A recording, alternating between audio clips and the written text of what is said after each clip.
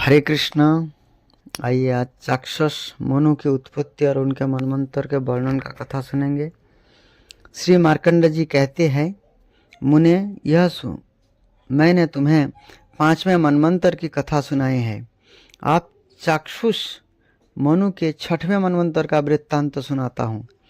ब्राह्मण, ये पूर्व जन्म में ब्रह्मा जी के चक्षु से उत्पन्न हुए थे, इसलिए इस जन्म में भी इसका नाम चाक्षुष ही हुआ। राजर्षि महात्मा अनमित्र की पत्नी भद्रा ने एक पुत्र को जन्म दिया, जो बहुत ही विद्वान, पवित्र, पूर्व जन्म की बातों को स्मरण रखने वाला और समर्थ था। उस पुत्र को गोद में लेकर माता बारंबार चुप कराती, प्यारों से बुलाती और स्नेहवश छाती से चिपका लेती थी, किंतु ये तो पूर्व जन्म की बातों को स्मरण रखने वाला था। अतः माता की गोद में पड़ा पड़ा हंसने लगा। इस पर माता बोली, बेटा यह क्या? मैं तो डर गई हूँ। तुम्हारे मुख पर यह हास्य कैसा? क्या तुम्हें असमय में ही बोध हो गया? क्या तुम कोई शुभ देख रहे हो? पुत्र बोला, माँ, क्या तुम नहीं देखती? सामने जो यह बिल्ली खड़ी है, मुझे खा जाना चाहती है। दूसरी ओर जात हरिणी मुझे हड़प लेने को तैयार है। यह अदृश्य भाव से खड़ी है। इधर तुम पुत्र प्रेम के कारण अत्यंत स्नेहवश मेरी ओर देखती, बारंबार मुझे बुलाती और छाती से लगाती हो। तुम्हारे शरीर में रोमांच हो आता है। वात्सल्य स्नेह के कारण तुम्हारे नेत्र आंसुओं से भीग रही है। यही सब देखकर मुझे हंसी आ गई। जैसे ये दोनों स्वार्थवश स्निग्ध हृदय से मेरी ओर देखती है, उसी प्रकार तुम भी स्वार्थ को लेकर ही मुझसे स्नेह करती जान पड़ती हो। अंतर इतनी ही है कि बिल्ली और जात हरिणी तो मुझे अभी खा जाना चाहती है और तुम धीरे धीरे मुझसे प्राप्त खाने वाले उपभोग योग्य फल की कामना रखती हो। माता ने कहा, बेटा, मैं उपकार के लिए नहीं, प्रेम के कारण ही तुम्हारे छाती से लगाता हूँ। यदि इससे तुम्हें प्रसन्नता नहीं होती तो इसका अर्थ यह है कि तुमने मुझे त्याग दिया। लो, तुमसे प्राप्त होने वाला स्वार्थ का मैंने परित्याग कर दिया। यह कहकर वह बालक को वहीं छोड़ सूती का गृह से बाहर निकल गई। उसी समय जात हरिणी ने उस शुद्धात्मा बालक को हड़प लिया और उसे ले जाकर राजा विक्रांत की पत्नी के शयन गृह में सुला दिया। फिर रानी के नवजात पुत्र को ले जाकर दूसरों के घर में रख दिया और इसके बालक को ले जाकर अपना ग्रास बना लिया। इस प्रकार नवजात शिशु को चुराने वाले वह क्रूर राक्षसी तीसरे घर के बालक को खा लिया करती थी। बालक के चुराने और बदलने का काम यह प्रतिदिन करती थी। राजा विक्रांत ने अपने घर में आए हुए बालक का क्षत्रियोचित संस्कार कराया और बड़ी प्रसन्नता के साथ नामकरण संस्कार की विधि पूरी करके उसका नाम आनंद रखा। जब बालक कुछ बड़ा हुआ तब उसका उपनयन संस्कार करते समय आचार्यों ने कहा, वत्स, पहले अपनी माँ के पास आकर उन्हें प्रणाम करो। गुरु की बात सुनकर बालक हंस पड़ा और बोला, गुरुदेव, मैं किस माता को प्रणाम करूं? जन्म देने वाले अथवा पालन करने वाला मैं राजा अनमित्र को घर में उनकी धर्मपत्नी गिरिभद्रा देवी के गर्भ से उत्पन्न हुआ, किंतु जात हरिणी मुझे उठा ले आई और यहाँ हेमिनी के पास छोड़कर उस पुत्र को स्वयं उठा ले गई। फिर उसे भी विप्रवर बोध के गृह में ले जाकर उसने रख दिया और उनके पुत्र को हड़प कर भक्षण कर लिया। रानी हेमिनी का पुत्र यहाँ ब्राह्मणोचित संस्कारों के साथ पालित हो रहा है और मेरा यहाँ आप संस्कार कर रहे हैं। मुझे आपकी आज्ञा का पालन करना है, अतः बताइए किस माता के पास प्रणाम करने के लिए जाऊँ। गुरु बोले, बेटा यह बड़ा गहन संकट उपस्थित हुआ, मेरी समझ में तो कुछ भी नहीं आता। मोह से मेरा बुद्धि भ्रांत हो रही है। अनंत ने कहा, ब्रह्मर से संस्कार की ऐसी ही अवस्था है, इसमें मोह के लिए कहाँ अवसर है। सोचिए तो, कौन किसका पुत्र है और कौन किसका बंधु। जीव जन्म लेने के बाद से ही मनुष्य का संबंधी होता है, किंतु मरते ही उसके सभी संबंधी छूट जाता है। यहाँ भी जिसका जन्म हुआ है और जन्म के साथ ही बंधु बांधवों से संबंध जुड़ गया है, उस देह का अंत होते ही सारा संबंध टूट जाता है। इसलिए मैं कहता हूँ, संसार में रहने वाले जीव का कोई भी बंधु बांधव नहीं है। भला कौन इसके साथ सदा ही बंधुत्व निभाता है। मैंने तो इसी जन्म में 2 माताएं और 2 पिता प्राप्त की है। फिर यदि दूसरे देह धारण करने पर ये संबंध बढ़े तो इससे आश्चर्य ही क्या है। अतः अब मैं तपस्या करूँगा। आप विशाल नामक ग्राम से इस राजा के पुत्र को, जो चैत्र नाम से विख्यात है, यहाँ बुलवा लीजिए।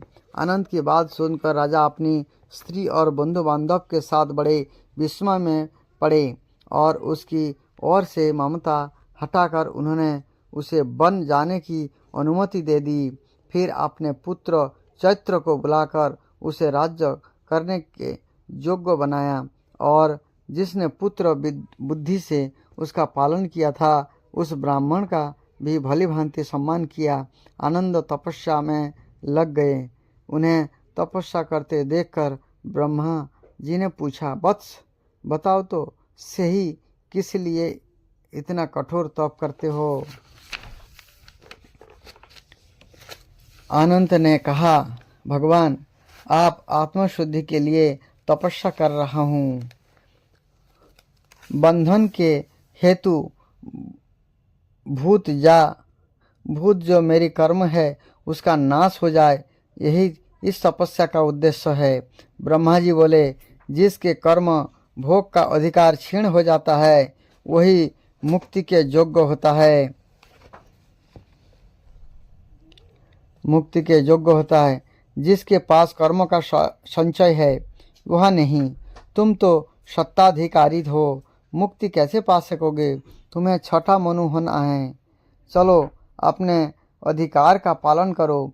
तुम्हारे लिए तपस्या की आवश्यकता नहीं है। मनु की मर्यादा का पालन करके तुम मुक्त हो जाओगे। ब्रह्मा जी के यह कहने पर परम बुद्धिमान आनंद ने तथास्तु कहकर उनकी आज्ञा स्वीकार की और तपस्या से विरत होकर मनु का कार्य पूर्ण करने के लिए वहाँ से चल दिए। ब्रह्मा जी ने उन्हें तपस्या से हटाते समय चाक्षुष नाम से संबोधित किया था, इसलिए ये उसी नाम से प्रसिद्ध हुए। उन्होंने राजा अग्र की कन्या विदग्धा से विवाह किया और उनके गर्भ से विख्यात पराक्रमी अनेक पुत्र उत्पन्न किए। चाक्षु मनवंतर में आर्य, प्रसूत, भव्य, जुथक और लेख ये 5 देवतागण थे। इन सभी गणों में 8 देवता सन्निवेश था।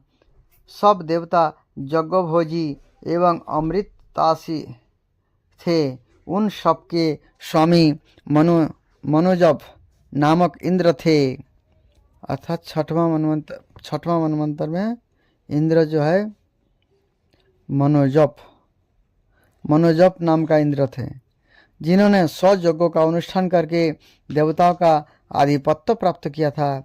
उस समय सुमेधा, बिरजा, हविष्मान, उन्नत, मधु,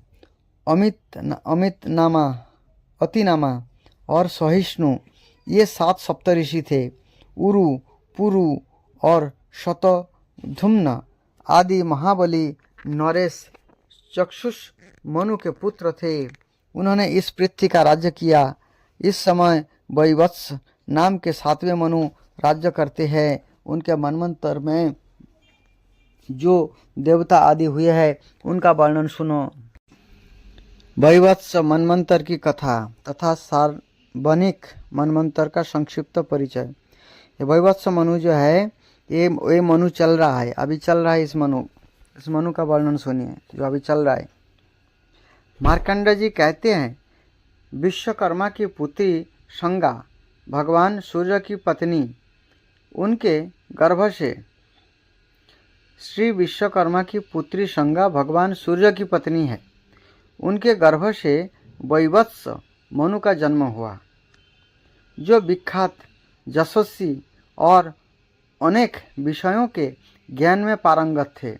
विवस्वान के पुत्र होने के कारण ही ये वैवत्स कहलाए, अर्थात सूर्य भगवान के जो पुत्र है वैवत्स मनु है। जब भगवान सूर्य के संगा की ओर देखते तो ये अपनी आंखें बंद कर लेती थी। इससे रुष्ट होकर सूर्य ने संगा के यह निष्ठुर वचन कहा, ओ मूर्ख, तू मुझे देखकर सदा नेत्र का संयम करती, आंखें मूंद लेती है, इसलिए तेरे गर्भ से प्रजाजनों का संयम शासन में रखने वाला जम उत्पन्न होगा। यह सुनकर संगा देवी भय से व्याकुल हो उठी। उनकी दृष्टि चंचल हो गया। यह देख सूर्य ने फिर कहा, तूने इस समय मुझे देखकर अपनी दृष्टि चंचल की है, इसलिए चंचल लहरों से युक्त नदी तेरी कन्या के रूप में उत्पन्न होगी। तदंतर पति के शाप से संगा ने एक पुत्र और पुत्री को जन्म दिया। पुत्र का नाम जम हुआ और पुत्री का नाम जमुना नाम से विख्यात महानदी हुई। अर्थात सूर्य भगवान की जो पत्नी है, जो विश्वकर्मा पुत्री संज्ञा के जो जमुना जी के माता का नाम संज्ञा है और जमराज जी के माता का नाम भी संज्ञा है। जमराज और जमुना जी दोनों भाई बहन है, जो भगवान सूर्य के कहने पर प्रकट हो गए। संज्ञा सूर्य के तेज को बड़े कष्ट से सहन करती थी। संज्ञा जो सूर्य की पत्नी है, सूर्य के तेज को सहन नहीं कर पाती थी। वह उसके लिए असह्य था। उसने सोचा, क्या करूं, कहाँ जाऊं, कहाँ जाने से मुझे शांति मिलेगी और मेरे स्वामी मुझ पर कुपित भी नहीं होंगे। वह इस तरह उनके अनेक प्रकार के विचार करके प्रजापति कुमारी संज्ञा ने पिता के घर का आश्रय लेना ही ठीक समझा। यहाँ जाने के लिए उद्धत होकर उसने अपनी छाया को ही सूर्य देव की पत्नी बनाया। अपने संज्ञा ने अपने छाया को ही सूर्यदेव की पत्नी बना करके वो अपने पिता के घर जाने के तैयार हुए और उससे कहा, तू इस घर में रह और मेरी ही तरह सब संतानों तथा भगवान सूर्य के प्रति भी उत्तम वार्ताव करना। यह कहकर संज्ञा देवी अपने पिता के घर चली गई। वहाँ उन्होंने तष्ठा प्रजापति का दर्शन किया। उन्होंने भी बड़े आदर के साथ पुत्री का स्वागत सत्कार किया। ये कुछ काल तक यहाँ रही। उसके बाद पिता ने उन्हें प्रेम पूर्वक समझाते हुए कहा, बेटी, तुम तीनों लोकों के स्वामी भगवान सूर्य की पत्नी हो, अतः तुम्हें अधिक समय तक पिता के घर में नहीं ठहरना चाहिए। अब तुम स्वामी के घर जाओ। मैं तुम पर बहुत प्रसन्न हूँ। पिता यह कहने पर संज्ञा ने बहुत अच्छा कहकर उनकी आज्ञा स्वीकार की और उन्हें प्रणाम करके वहाँ से चली गई। ये सूर्य देव के तेज से बहुत डरती थी और उनके ताप का सामना करना नहीं चाहती थी, इसलिए उत्तर कुरूप में जाकर घोड़े के रूप में रहने और तपस्या करने लगी। इधर छाया संज्ञा को ही संज्ञा समझकर भगवान सूर्य ने उसके 2 पुत्र और एक मनोहर कन्या उत्पन्न की। छाया संज्ञा अपने संतान का जितना प्यार करती थी उतना संगा के पुत्र पुत्री को ही नहीं। मनु तो एक इस वार्ताप को सह लेते थे, किंतु जम से सहन नहीं हुआ। उन्होंने क्रोध में आकर उसे मारने के लिए लात उठाई, किंतु फिर क्षमा भाव का आश्रय ले उसके शरीर पर लात नहीं लगाई। तब छाया संज्ञा ने कुपित हो जम को श्राप दिए, मैं तुम्हारे पिता की पत्नी हूँ, किंतु तुम मर्यादा का उल्लंघन करके मुझे मारने के लिए लात उठा रही हो, इसलिए तुम्हारा यह पैर आज ही पृथ्वी पर गिर पड़ेगा। माता का दिया हुआ श्राप सुनकर जम भय से व्याकुल हो उठे और अपने पिता के पास जा उन्हें प्रणाम करके बोले, पिताजी, यह तो बड़े आश्चर्य की बात है। ऐसा तो कभी किसी ने भी नहीं देखा होगा कि माता वात्सल्य छोड़कर अपनी पुत्र को श्राप दे डाले। दुर्गुणी पुत्रों के प्रति भी माता का दुर्भाव नहीं होता। जमराज की यह बात सुनकर भगवान सूर्य ने छाया संज्ञा को बुलाकर पूछा, संज्ञा कहाँ गई? वह बोली, नाथ, मैं ही तो तष्टा प्रजापति की कन्या और आपकी पत्नी संज्ञा हूँ। आपने मुझसे ही ये संतान उत्पन्न किए हैं। सूर्य ने कई बार घुमा फिरा कर पूछा, किंतु उसने सच्ची बात नहीं बताई। तब सूर्यदेव उसे श्राप देने को उद्यत हुआ। यह देखकर उसने सब बोले बात ठीक ठीक बता दी। असली बात का पता लगने पर भगवान सूर्य विश्वकर्मा के घर गए। विश्वकर्मा ने अपने घर पधारे हुए त्रिलोक पूजित सूर्यदेव का बड़ी भक्ति के साथ पूजन किया। फिर संज्ञा का पता पूछने पर उन्होंने कहा, भगवान, वह मेरे घर पर आई अवश्य थी, किंतु मैंने पुनः उसे आपके ही घर भेज दिया। तब सूर्य ने समाधिस्थ होकर देखा, वह घोड़ी का रूप धारण कर उत्तर पूर्व दिशा देश में तपस्या कर रही थी है। उसकी तपस्या का एक ही उद्देश्य है, मेरे स्वामी की आकृति सौम्य एवं शुभ हो जाए। सूर्य को इसकी तपस्या का उद्देश्य ज्ञात हो गया। अतएव उन्होंने विश्वकर्मा से कहा, आप मेरे तेज का छांट दीजिए। तब उन्होंने संवत स्वरूप चक्र वाले सूर्य के तेज को छांट दिया। उस समय देवता ने उनकी बड़ी प्रशंसा की। तदंतर देवताओं और ऋषियों ने संपूर्ण त्रिभुवन के पूजनीय भगवान सूर्य का स्तवन आरंभ किया। भगवान ऋग वेद स्वरूप आपको नमस्कार है, साम वेद स्वरूप आपको प्रणाम है, यजुर्वेद स्वरूप आपको नमस्कार है। आप ही समस्त सामों के अधिष्ठान है, आपको प्रणाम है। आप ज्ञान के एकमात्र आधार एवं अंधकार का नाश करने वाले हैं, आपको नमस्कार है। आपका स्वरूप शुद्ध तेज ज्योतिर्मय है। आप स्वभाव से ही परम शुद्ध एवं निर्मल आत्मा है, आपको प्रणाम है। आप सबसे महान, सर्वश्रेष्ठ, सबसे परे और साक्षात परमात्मा है। आपका स्वरूप संपूर्ण जगत में व्यापक है। आप सबके आत्मरूप है, आपको नमस्कार है। आप सबकी उत्पत्ति के कारण ज्ञान का चिंतन करने वाले पुरुषों के प्राप्तव्य स्थान सूर्य स्वरूप तथा प्रकाश स्वरूप है, आपको नमस्कार है। प्रभाव का विस्तार करने वाले आपको नमस्कार है। दिन की सृष्टि करने वाले आपको प्रणाम है।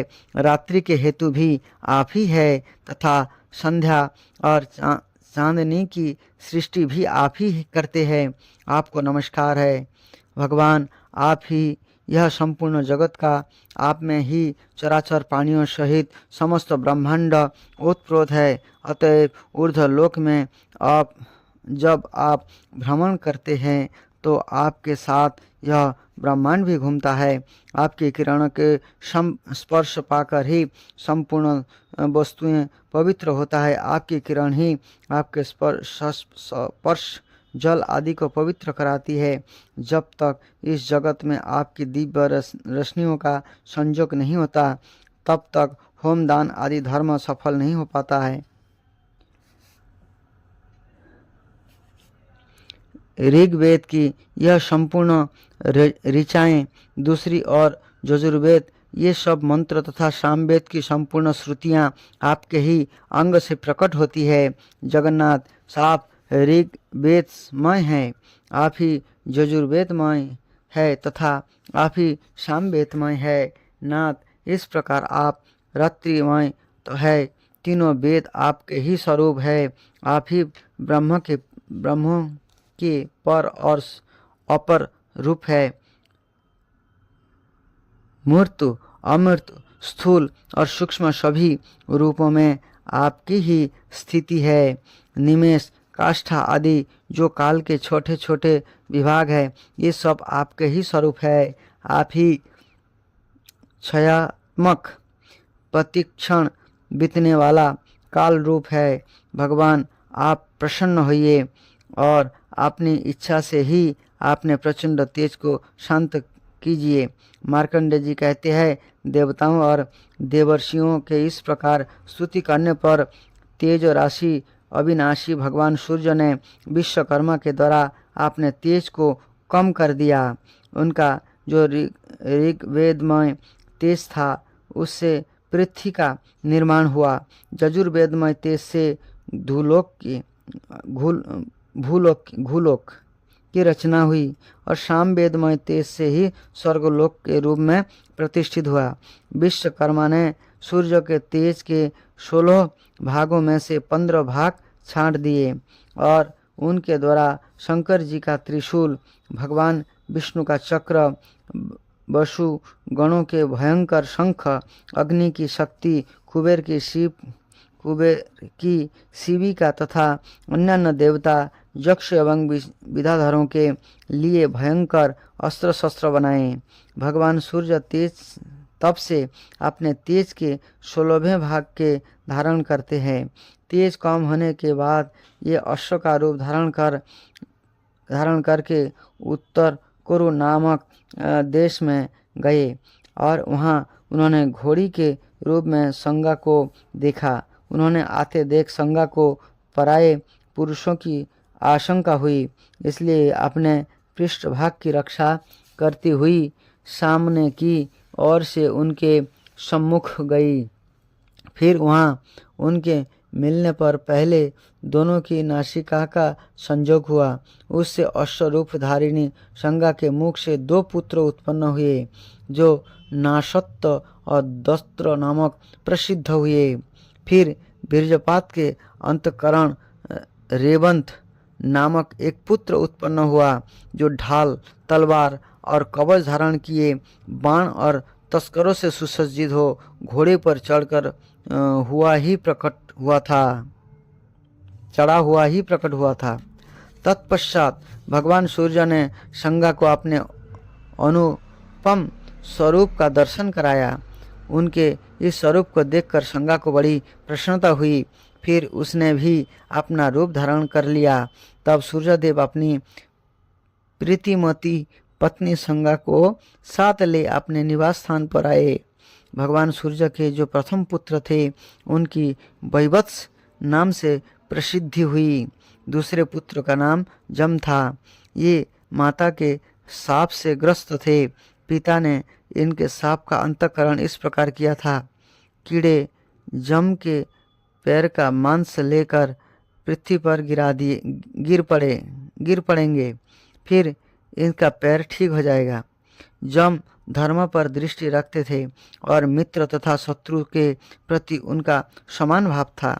अतः सूर्य ने प्रजाओं के धर्म का फल देने के लिए उन्हें जमराज के पद पर प्रतिष्ठित किया। जमुना कालिंदी पर्वत के बीच से बहने वाली नदी हो गई। दोनों अश्विनी कुमार की देवता वैध नियुक्त किए गए। रेवंत को भी गुह्यकों का स्वामी बनाया गया। अब छाया संगा के पुत्र की जहाँ नियुक्ति हुई उसका हाल सुनो। छाया संगा के ज्येष्ठ पुत्र का वर्णन रूप रंग वैवत्स मनु के ही समान था, अतः ये सावर्णिक नाम से प्रसिद्ध हुए। यही 8वें मनु होंगे। ये समय राजा बलि इंद्र के पद पर प्रतिष्ठित रहेंगे।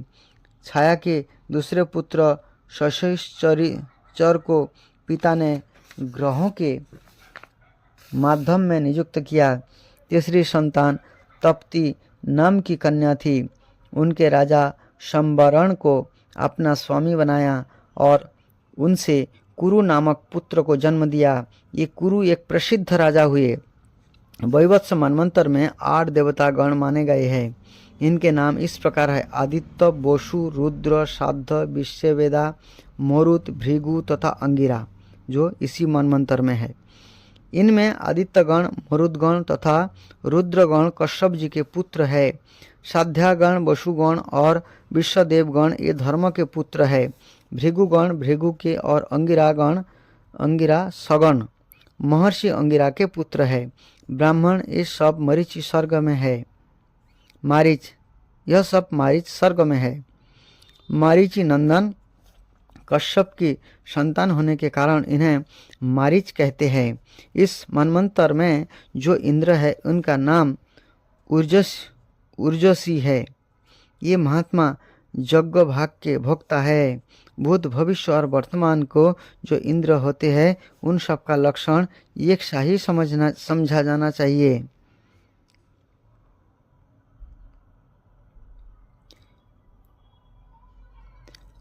आप वर्तमान में त्रिलोक का वर्णन सुनो। भूलोक तो यह पृथ्वी है। अंतरिक्ष की धूलोक को भूलोक माना गया और दिव्यलोक को स्वर्गलोक कहते हैं। अत्रि, वशिष्ठ, कश्यप, गौतम, भारद्वाज, विश्वामित्र तथा जमाग्नि ये ही इस मनवंतर के सप्त ऋषि है। इक्ष्वाकु, नृग, धृष्ट, सरजाति, नरिशंत, नाभाग, अरिष्ठ, करुष और पृषध्र ये 9 वैवत्स मनु के पुत्र कहे गए हैं। इस प्रकार मैंने तुमसे इस वैवत्स मनवंतर का वर्णन किया है। इसका श्रवण और पाठ करने से मनुष्य सब पापों से छूट जाता है और महान पुण्य का भागी होता है।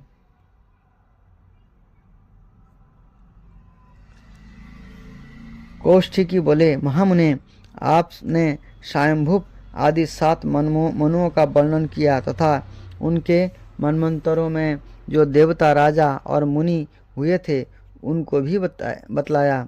इस कल्प में जो दूसरे 7 मनु होंगे इनका परिचय दीजिए तथा उनके मनमंत्र में जो देवता आदि होने वाले हैं इनका भी वर्णन कीजिए। मार्कंडेय जी कहा, राजन, छाया संगा के पुत्र सावर्णी का नाम है, तुम्हें बतला चुका हूँ। ये सब 7 बातों में आपने बड़े भाई वैवत्स मनु के समान है। वे भी 8वें मनु होंगे। परशुराम, व्यास, गालव, दीप्तिमान, कृप, शिष्य सिंह तथा अश्वत्थामा ये 7 सावर्णी मनवंतर में सप्तऋषि होंगे। सुतपा, अमिताभ और मुख्य ये 3 देवतागण होंगे। इनमें से प्रत्येक गण पृथक पृथक 20-20 देवताओं का समुदाय होंगे। तपस्तप, शुक्र, घुति, ज्योति, प्रभाकर, प्रभास, द्वैत, धर्म, तेज, रश्मि तथा वक्रतु आदि देवता सुतपागण के 20 देवताओं के अंतर्गत है। प्रभु, विभु और विभास आदि देवता अमिताभ नामक द्वितीय गण के 20 देवताओं के अंतर्गत है। तीसरे गण के जो 20 देवता है उनमें दम, शांत, रीत, सोम और वित्त आदि प्रधान है। ये मुख्य गण के देवता कहे गए हैं। ये सभी मनवंतर के स्वामी होंगे। ये मरीच नंदन प्रजापति कश्यप के ही पुत्र है। विरिचन के पुत्र बलि इनके इंद्र होंगे। ये बलि आज भी अपनी प्रतिज्ञा के बंधन में बांधकर पाताल लोक में विराजमान है। बिरजा, अर्व, वीर, निर्मोह, सत्यवाक, कृति तथा विष्णु आदि सावर्णिक मनु के पुत्र होंगे। इस प्रकार से 8 मनु का वर्णन हुआ। अलग अलग ऋषि देवता सप्त ऋषियों का वर्णन आपने सुना। सब जानना चाहिए हमारे सृष्टि किस प्रकार से चल रहे हैं, कैसे भगवान ने सृष्टि बनाए हैं। तो ये सब आगे भी 6 मनु का और वर्णन हम लोग सुनेंगे। तो ये सब ज्ञान रखना चाहिए, तभी जीवन में हम आगे बढ़ पाएंगे, तभी भजन होगा हमसे, तभी हम समझेंगे कि हम आत्मा है, हमारे कोई इस संसार से, इस भौतिक जगत से कोई संबंध नहीं है, तो हम भजन कर पाएंगे। हरे कृष्ण।